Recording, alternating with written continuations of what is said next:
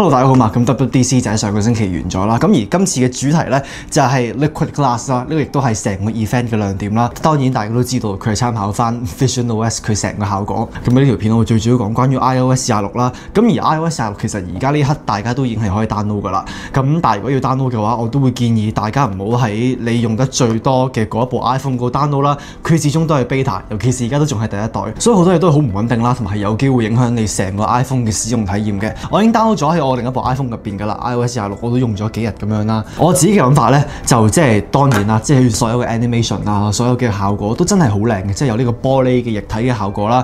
咁但係同一時間都認同一啲網上嘅一啲評論啦，就係因為用咗 Liquid Glass 啦，就令到有啲界面佢成個易讀嘅程度咧係減低咗嘅。咁不過同一時間呢個係第一個 beta 啦，所以我都期望佢哋未來嚟緊嗰幾個月，即係9月出之前，都慢慢咁樣執好佢咯。即係目前我部 iPhone 你會見到佢成個界面係好玻璃化啦，即係液體得嚟又好似半透明嘅形式咁樣啦。啲 app 我覺得只要唔影響我睇電話嘅嘢嘅話，我覺得係冇問題嘅。咁同一時間佢哋有呢個全新嘅 Clear Look 啦，就係當你諗翻你記得嘅話，舊年 iOS 18有呢個可以令到你所有 app 都統一做同一隻顏色啦。依家咧你就可以將佢哋統一做透明嘅顏色咯。我可以自定啦，我就可以 set 做即係有預設啊、深色啊、清除啊、染色啊。清除咧就係 clear 嘅意思嘅。咁喺呢個時候你就會見到所有嘅 app 咧都係變咗透明嘅。我見好多人都用緊呢樣嘢啦，尤其是目前即係 iOS 26就出咗一個星期啦，好多 app 第三方嘅 app 你都見到係未支援呢樣嘢嘅。咁不過假設我用開我而家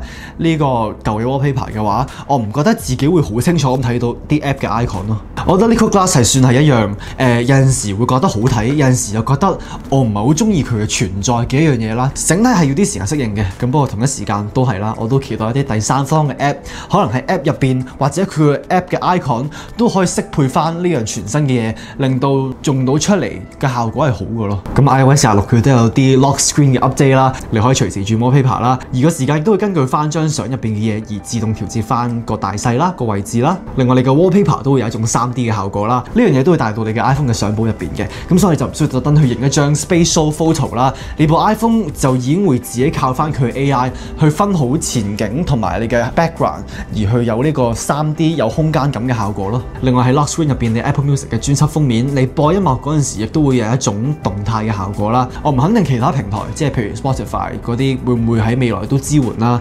係嘅話會係幾型嘅，我覺得。仲有就係啲 UI 嘅 update 啦，相機 app 咧，你會見到係更加簡潔咗嘅。咁如果你要去選擇翻其他模式嘅話咧，你就好似平時咁樣向左向右去碌咧，就可以打開到噶啦。我自己可能會比較中意所有模式羅列晒喺同一個底邊嗰度啦，即係好似更加易揀、更加易睇咁樣。而相片 app 咧，而家都分成咗2個部分嘅，就係分別你嘅普通嘅相啦，同埋唔同嘅分類嘅頁面嘅。分類頁面係包括咗，即係你譬如你撳咗心心啊，你啲相簿啊嗰啲，我會覺得其實 iOS 18嗰個相簿個 design 我都已經算叫習慣咗啦。我都知好多人到而家呢刻都好唔中意啦，或者呢個 update 會令到大家覺得佢好啲。會唔會咧？我都唔係好知。之後就係電話 app 嘅 update 啦，所有你需要嘅電話、你嘅留言口信嗰啲都會集中喺同一個地方入邊啦。同埋當一個唔喺你 contact 入邊嘅人打電話俾你，即係譬如詐騙電話或者廣告電話，佢打俾你嗰陣時咧，依家就會有一樣叫做 call screening 嘅嘢，佢會自動問翻對方個名啊，佢打電話過嚟嘅目的啊，佢要收到對方提供呢啲資訊，佢先至會俾你聽電話咯。我記得 Google Pixel 好耐以前都有啲咁嘅嘢㗎啦，已經。同埋相信大家應該點樣都試過啦，就係你打電話過去，可能一個服務、一個技術支援服務，跟住好多人排緊隊，你就需要時間去等啦。咁但係依家咧，你可以唔使長時間等啦，你可以離開你電話個 app 啦。而當 iPhone 偵測到對方聽你電話嗰陣時咧，佢會自己通知翻你去聽翻個電話咯。咁就相信可以幫大家慳到好多時間嘅。之後我要講嘅咧就係 Apple Intelligence 啦。我知大家對 Apple Intelligence 或多或少都有好多唔同嘅睇法啦，我都唔例外嘅。即係我想佢變得更加好啦，好似大家一樣。而 Apple 佢就話嚟緊喺呢一年內就會有翻咁上下嘅優化，同一時間亦都會支援繁體中文嘅。咁首先就係 Visual Intelligence 啦，一直以嚟我都好中意佢就咁開 Control Center， 跟住去影一樣嘢，跟住佢就會自己 Google 翻話俾我聽呢件嘢係乜嘢，同埋幫我揾類似嘅物件。而依家咧你可以直接 cap 圖啦，再選擇翻你想要揾嘅嗰一件物件，跟住就可以幫你 Google 咯。而特別嘅地方咧就係佢未來嘅日子亦都有機會可以去直接去跳入去其他購物嘅 app 啦，即係譬如我圈咗一個 sofa 咁樣啦，即係除咗 Google 之外咧，佢亦都會有一個視窗係可能會幫你打開 IKEA 個 app 啦，去真係了解更加多關於你影咗嘅嗰樣嘢，令到你更加快可以用晒你荷包入邊啲錢咯。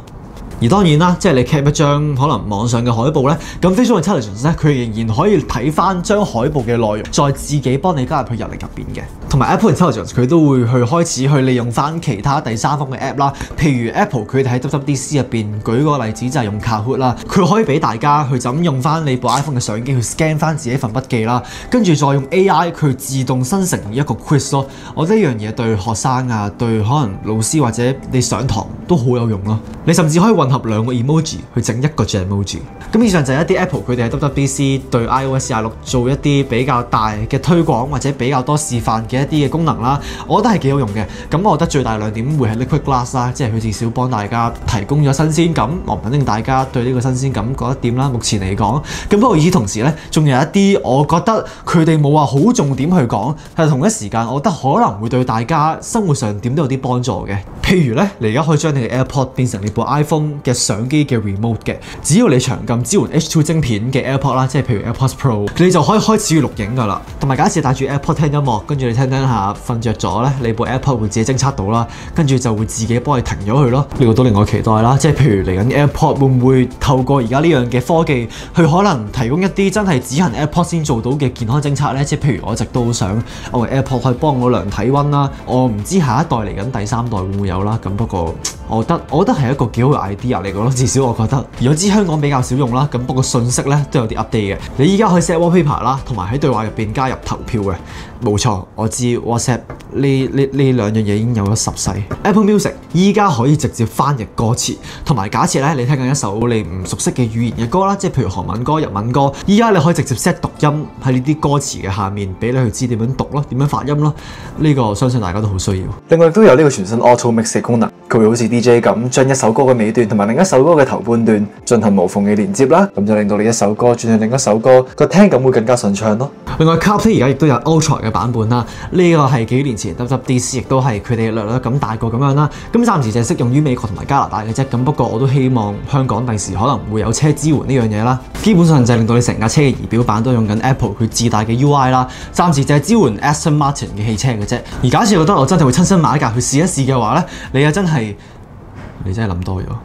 咁當然啦，除咗以上嘅嘢之外，都有好多功能係等待大家慢慢去發掘啦。我仲記得仲有一啲輔助功能嘅使用啦，佢哋喺 WWDC 之前已經出咗，我都大概略略咁講過。咁不過點都好啦，以上就係一啲我自己中意用或者比較期待第時可以用到嘅功能咁樣啦。唔知大家最期待功能會係乜嘢呢？大家最期待嘅 OS 又會係啲乜嘢呢？咁所以記得撳 like 啦、comment、subscribe 同埋撳鐘仔。我嚟緊都會拍多啲關於可能全新嘅 OS 或者更加多唔同嘅類型嘅片啦。所以大家有啲咩想喺呢個 channel 入邊見到嘅話呢，都不妨喺下底留言話俾我聽嘅，就係咁咯。我哋下一條片再見啦，拜拜。